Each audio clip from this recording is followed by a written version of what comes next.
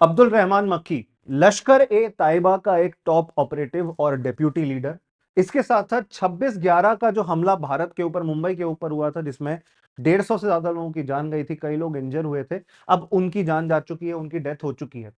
इनके बारे में जानेंगे कि क्या इनके कंट्रीब्यूशन रहे हैं आतंकवाद के अंदर, इंडिया को सताने में, इंडिया को परेशान करने में, और कैसे ये हमारा जीएस पेपर 3 सिक्योरिटी इश्यूज के टॉपिक के साथ इंपॉर्टेंट है, जुड़ा हुआ है टॉपिक। नमस्कार, मेरा नाम वसु कटारा है।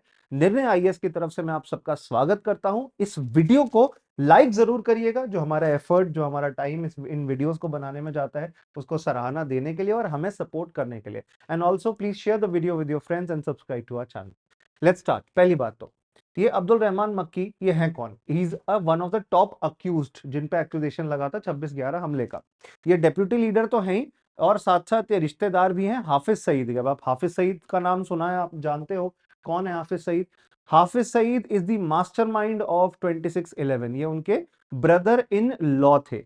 हाफिज सईद लश्कर ए ताइबा नाम की जो ऑर्गेनाइजेशन है उसको रन करते हैं, और बेसिकली पाकिस्तान में बैठ के इंडिया में कई सारे आतंकवादी हमले करवाते हैं। जैसे 26/11 का हमला हमला हमने देखा ही है, और ऐसे कई सारे हमले इन्होंने करवाए। इनफैक्ट जो मक्की खुद थे, ये खुद इंडिया में कई सारे हमलों में डायरेक्टली इनडायरेक्टली कनेक्टेड रहे हैं।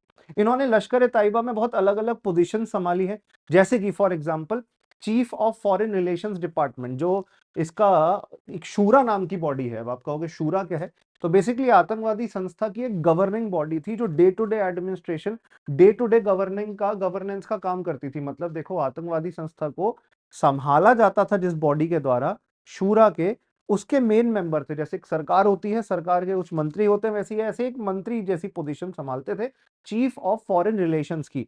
बेसिकली ये दूसरे, चाहे अफगानिस्तान हो, चाहे सऊदी अरेबिया, चाहे ईरान हो, दूसरे देश में जो आतंकवादी संस्थाएं एक्टिव हैं, उनसे ये फाइनेंस और फंड्स लेने का काम करते थे अपनी आतंकवादी गतिविधियों के लिए, और उसके बाद ये हमले करवाते थे। इनफैक्ट 26/11 हमले पे भी जो फंड्स इस्तेमाल हुए थे, उसको अरेंज करने में इनका एक बहुत बड़ा रोल था। इसीलिए मैंने इन्हें मास्टरमाइंड बोला। He is brother in law of the alleged mastermind of the attack Hafiz Saeed, ये मैं आपको बता ही चुका हूं। He was the deputy chief of Jamaat ud Dawa also. लश्कर ए तैयबा, जमात उद दावा, दोनों ऑर्गेनाइजेशन से ये कनेक्टेड रहे हैं। इनफैक्ट अगर आप अलग अलग न्यूज़पेपर रिपोर्ट्स की बात समझोगे, Makki would often have been confused with Hafiz Saeed also. लोगों को लगता था दोनों एक ही हैं, जबकि ये रिश्तेदार थे, दोनों अलग अलग थे।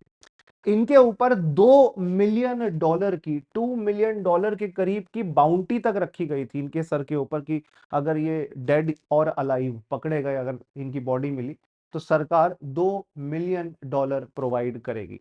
अभी इनको कार्डियक अरेस्ट हुआ है और इनकी अब जान जा चुकी है।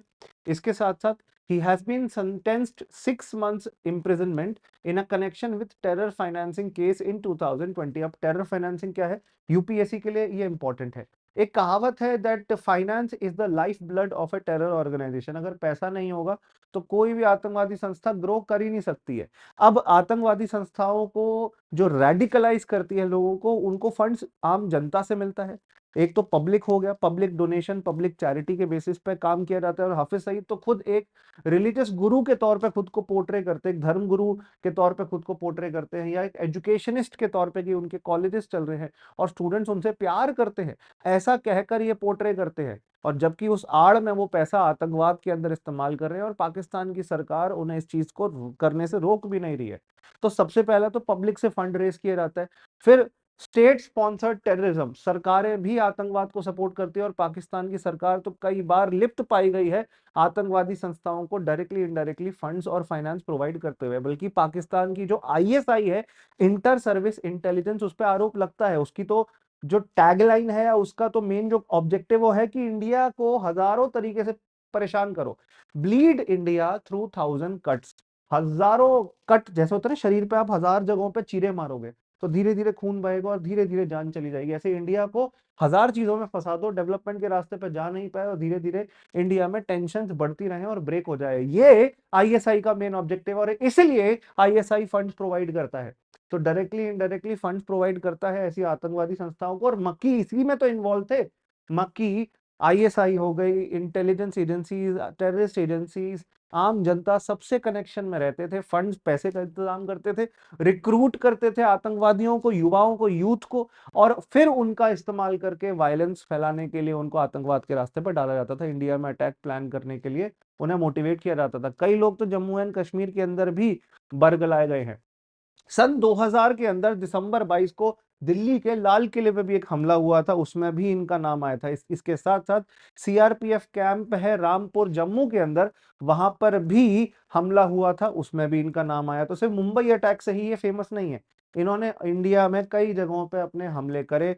चाहे कश्मीर के अंदर बारामूला के अंदर 2018 में एक बड़ा अटैक किया गया था, उसमें भी ये शामिल थे।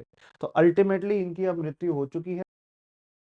इनफैक्ट जैसे जैसे हमें देखने मिल रहा है कि ये पुरानी जनरेशन के आतंकवादी कम होते जा रहे हैं, तो उसके साथ साथ जो इंडिया के लिए एक थ्रेट होते थे, एक सिक्योरिटी कंसर्न होते थे, वो भी घटते जा रहे हैं। बट इसको लाइटली नहीं लेना चाहिए। एक फिक्शनल कैरेक्टर है हाइड्रा। हाइड्रा का अगर आप एक सर काटोगे तो एक और सर पैदा हो जाता है, ये कहावत है। ये भी हाइड्रा की तरह है। ऐसे अगर एक किसी की मृत्यु हो जाती है, हत्या कर दी जाती है, तो और आतंकवादी पनपने लगते हैं, और ये इंडिया के लिए, कश्मीर के लिए बहुत ज्यादा खतरनाक है। इनफैक्ट ये खुद लश्कर ए तैयबा मक्की के अंडर में खुद एक कश्मीर के बड़े सीनियर जर्नलिस्ट होते थे, शुजात बुखारी, जो राइजिंग कश्मीर नाम के न्यूज़पेपर के एडिटर इन चीफ और सीनियर जर्नलिस्ट थे, उनको भी मौत के घाट उतारा था इन्होंने। तो ऐसे आतंकवादियों रोकने का इस मर्ज का एक ही इलाज है कि अगर हम ज्यादा से ज्यादा इंटरनेशनल ग्रुपिंग्स को, इंटरनेशनल लेवल को अवेयर करें इन आतंकवादियों के बारे में। जैसे खुद इनके ऊपर एक डेजिग्नेशन था टेररिस्ट का, designated as terrorist by the United Nations. ऐसे ही अलग अलग आतंकवादी जो इंडिया के लिए खतरा है, हम इंटरनेशनल लेवल पे अपनी बात उठा के उनको आतंकवादी के तौर पर डिक्लेयर करें, तो उनके ऊपर भी कई सारे रिस्ट्रिक्शंस बन सकते हैं। जैसे इनके ऊपर खुद ट्रैवल बैन था, ये इधर उधर घूम नहीं सकते थे। आर्म्स एम्बार्गो, हथियार इन तक पहुंच पाना मुश्किल हो गया था, और एसेट फ्रीज, इनकी संपत्ति को फ्रीज कर दिया गया था। तो ऐसे अगर रिफॉर्म्स लिए जाएं तो आतंकवादियों को और आगे बढ़ने से रोका जा सकता है। आशा करता हूं, आई होप आपको ये सेशन अच्छा लगा हो। वीडियो को लाइक जरूर कर दीजिएगा। मेरे साथ जुड़ सकते हैं मेरे Telegram group CSE with Vasu sir, और मेरी इंस्टाग्राम आईडी wasu.katara के नाम से। आप ऐसे ही हमारी वीडियोस देखते रहिए। मैं यूपीएससी के लिए इकोनॉमिक्स के पूरे लेक्चर्स बना रहा हूं, उनको देखिए और उसका फायदा लीजिए।